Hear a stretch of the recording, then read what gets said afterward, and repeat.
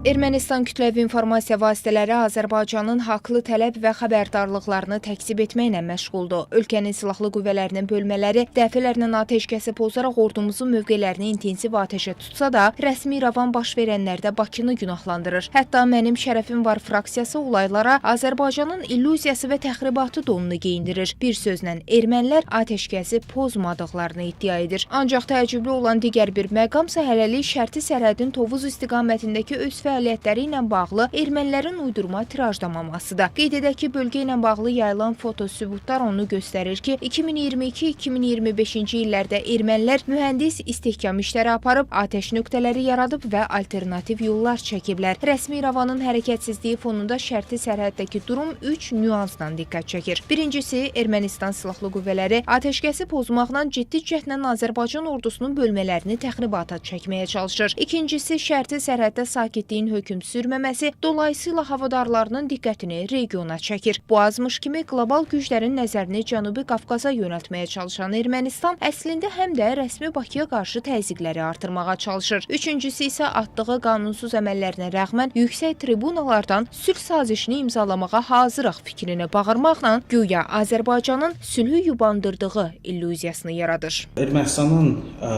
istəyi bundan ibarətdir ki, Amerika Birləşmiş Ştatları öz diqqətini regionda toplasınlar və Azərbaycana qarşı Tramp administrasiyası təzyiqlər etsin ki, Azərbaycan rəhbərliyi bu ilkin şərtlərini geri çəkərək sülh müqaviləsi imzalasın və bundan sonra da Ermənistan heç bir dəyişikliyə getməsin və Ermənistan bu problemləri, bu altyapını, fundamenti dəyişməmiş Azərbaycanla bu sənədi imzalamaq istəyir və Paşinyan bunu özünə bir qələbə kimi və öz cəmiyyətinə qələbə kimi təqdim etmək istəyir. Rəsmi səviyyədə sülhdə maraqlı olmadıqlarını açıqlamasalar da, eks-dövlət rəsmilərinin timsalında İrəvanın əsl mövqeyi özünü göstərir. Ötən gün yerli televiziya kanallarından birinə açıqlamasında Ermənistanın korrupsiyaya qarşı mübarizə komissiyasının keçmiş sədri əslində sülhə razı olmadıqlarını dolayı yolla da olsa etiraf edib.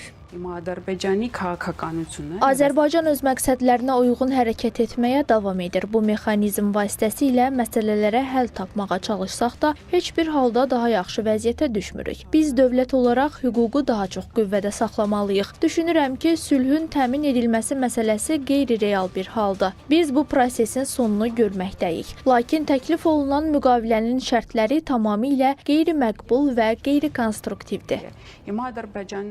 Biz görürük ki, Ermənistan tərəfi ciddi şəkildə silahlanır. Hindistandan Ermənistana partiya ölümcül silahlar gəlir və Ermənistan da təxribatlar həyata keçirir. Bu təxribatların da əsas məqsədi ondan ibarətdir ki, göstərmək istəyirlər ki, baxın, Azərbaycan sülhə hazır deyil. Yəni, bu Ermənistan ənənəvi siyasətidir və Ermənistan bununla özünün dırnaqarası sülh gərçinin obrazını yaratmağa çalışır. Nikol Paşinyan strategiyası bundan ibarətdir. Və nəticədə onlar növbəti danışıqlar mərhələsində yeni şərtlərlə çıxış etməyə çalışır. Yəni, Ermənistan baş nazirinin planı bundan ibarətdir. Amma Ermənistan bütün cəhətləri düşünürəm ki, nəticəsiz qalacaq. Təhlillər göstərir ki, Ermənistan atəşkəsin pozulması fonunda sülhə gəlməmək planlarını mərhələli şəkildə icra edir. Ancaq bir məqamı göz ardı etmək olmaz. Regional sülh məsələ Ermənistan üçün hava, su qədər vacibdir və rəsmi İrəvanın regionun zəif bəndi olduğunu dərk etməsi mütləqdir. İndiki şəraitdə rəsmi İrəvan üçün işıq gələn tərəf konstitusiya dəyişikliyi və Minsk qrupunun buraxılmasına çalışmaqda. Zeynəb Mirzəyeva,